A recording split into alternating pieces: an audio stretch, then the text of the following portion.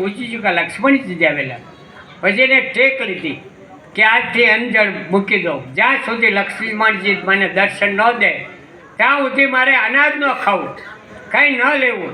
એમ કરતાં 8 દિવસ જળ પાણી વણ્યા છે. 8મે દિવસે લક્ષ્મણજીએ સપનામાં, આ બધું આમ જ છે જ તે, આ તો હું આપણે જરા એ 8મે દિવસે લક્ષ્મણે સપનામાં આવીને કીધું, બચ્ચા મૂંઝાઈશ નહીં, હું તારી ઉપર રાજી છું, તારા કાવ્યો મને સદાશે સંભળાવ્યા, પણ હવે તું એક ખેલ મારી ધૂણા ઉપર ગિરનારની ગુફામાં આવજે.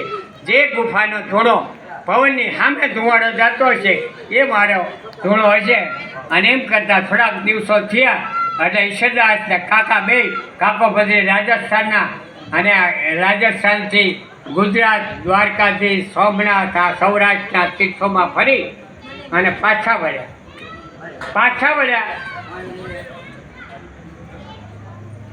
પાછા વળતા બેયને એમ થયું, કચ્છમાં કોરાખેટની અંદર કચ્છ મહારાવની ગાદી છે. આપણે કોરાખેટ મહારાવની ગાદીની કચેરીમાં આપણે હાજરી આપી. કાકો ભત્રીજો ગયા ત્યાં, એને ગામની અંદર જઈ મહારાજાને કેણ મોકલ્યું કે અમે રાજસ્થાનના કવિ છીએ, અમારે આપની કચેરીમાં હાજરી આપી છે. કચેરી આગળ ઠેઠ ભરાની ગઈ એટલે માણસો આવ્યા અને કચેરીમાં પહેલાં કાકા બોલ્યા. કાકા પછી જ્યારે ઈશ્વરદાસજી સ્ટેજમાં થયા, બાકા જપ કરે, વાંકડિયા વાલ, એ ફૂટતો ચહેરો અને ઉમટી જુવાની, અને ઈશ્વરદાસજી સ્ટેજમાં થઈ ગયા તે વીજળીના ઝબકારા થાય એમ સ્ટેજ ઉપર આવ્યા. અને આવીને પછી કવિતાઓ એક પછી એક માંડ્યા બોલવા. કવિતા સાંભળી આખું જેટલું ઓડિયન્સ હતું સ્ટપ થઈ ગયું. અને માણસો વાહ વાહ તારણ, વાહ કવિરાજ, વાહ ઈશ્વરદાસ એવા ભલકારા થવામાં મહારાજા આગળ બેઠેલા. મહારાજા પણ ઊભા થઈને વાહ વાહ કરવા માંડ્યા. પણ વચ્ચે એક પીતાંબર ભટ્ટ બેઠો.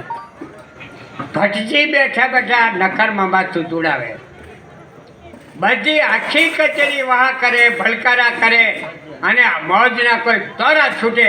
અને ઈશ્વરદાસજી એવી રમઝટ બોલાવી કલાકારે, અને એ પીતાંબર ભટ્ટનું માથું જે ધોયું ને, જુવાન માણા ફૂટતો જાણ, નવી નવી પોતાની કવિતાની રજૂઆત કરવાની તક મળતી, અને પોતાની તક પહેલી વહેલી મળી.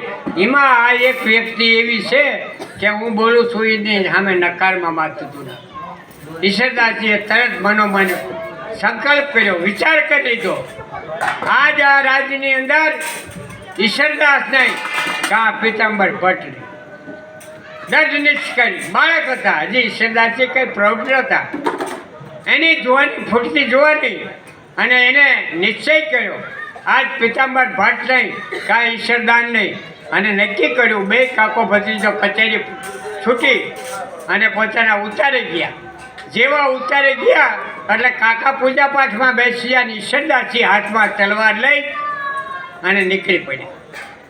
જોજો, તલવાર લઈને ગુરુ કરવા કોઈ ગયો હોય તો એ ચારણ જાય. ઈશ્વરદાસજી હાથમાં તલવાર લઈ એ દિવાલની ચપી અંદર જઈ અને જ્યાં દીવાન રહેતા હતા એના બંગલાની બાજુમાં આવી અને એક તુલસી કેરો હતો એની પાછળ બેસી.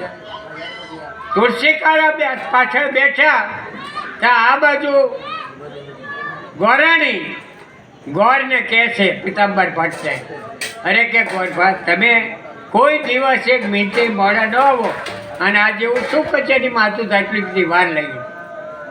ત્યારે ઈશ્વરદાસજીએ કીધું, અરે ગોરભાઈએ કીધું, અરે શું વાત કરું, આ તો બે કવિઓ આવ્યા, તેમાં જે ઈશ્વરદાસ નામનો કવિ હતો, શું એની કવિતા, શું એની છટા, શું એની વાણી, શું એનો પ્રભાવ, શું એનો સૂર, શું એનું ગાન અને શું એના શબ્દ. વાત આપણે કરવી કરીએ તોય આપણને એમ થાય હા હા હા કેવું. એ ગોરણી કે તે તમને શું વાંધો, અરે કે કચેરીમાં બધા મહારાજા પણ વાહ વાહ કરવા માંડ્યા, પણ મેં જ એક માથું નકારમાં જોયું કે તમને શું વાંધો હતો. આખી કચેરી રાજી હતી, મહારાજા રાજા હતા, રાજી હતા, અને તમે નકારમાં શી જ માથું જોયું.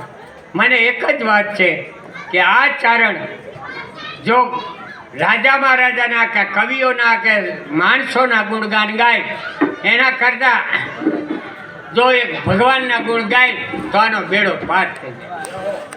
ઈશ્વરદાસના હાથમાં તલવાર પડી જઈ અને પીતાંબર ભટ્ટના પગમાં પડે. જો ભટ્ટ ભૂદેવો છે ને, આ સમાજનું રક્ષણ ભૂદેવોએ જેવું તેવું નથી કર્યું. આ ધર્મનું રક્ષણ ભૂદેવોએ જેવું તેવું નથી કર્યું. એ પીતાંબર ભટ્ટ આટલી કચેરીનું આટલો એ પીતાંબર ભટ્ટ કે એ જ મહારાજા કરે, બીજું કંઈ થાય જ નહીં. તેમ છતાંય પીતાંબર ભટ્ટે વિચાર્યું કે આ ચારણને જો પ્રભુનું પગલું મળી જાય તો આ ચારણ છે દુનિયામાં પંકાઈ જાય. અને ત્યારથી ઈશ્વરદાસજી પગમાં પડે. અને બીજું કે તુલસી કેળવાય હંતેડા. જો તુલસી કેરો કેવો છે, જેના ઘરે તુલસી કેરો હોય ત્યાં કોઈનું મગજ બગડ્યું હોય કે બુદ્ધિ બગડી હોય તો તુલસી